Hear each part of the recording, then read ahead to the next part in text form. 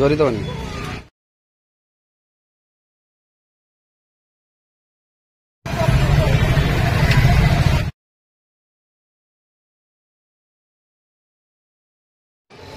Hi friend, जय Jagannath, welcome to YB बेरा channel स्वागत जनावि।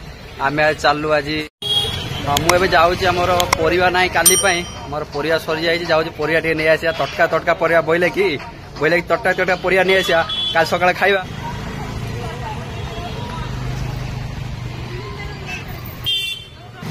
फाइनाल आसी मुझे परिवा दुकान पहुंची गली। आम गोटे टमाटो बछा चलती देखी पारे आम गोटे पिला टमाटो बाछुची तटका तटका टमाटो बाछुची जोरी दबनी। देखिए टमाटो बीन्स खाली तटका तटका काकुड़ी कोबी हमर आंटी उड़िया कहते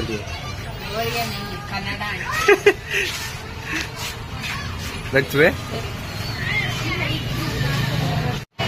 हम परिवा किना सरीगला। तापर जाऊँ आम माछ दुकान माछ नापी माछ सांग गरम गरम भात आउ टे कौन कर साइड आम काकुड़ी सालड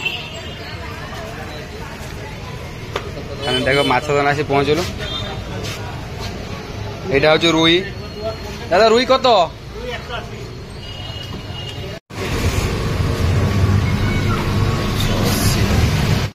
फाइनल आम माछ कटा सरी जाइए पैकिंग चलती देखी पारे कभर पूरा चलती।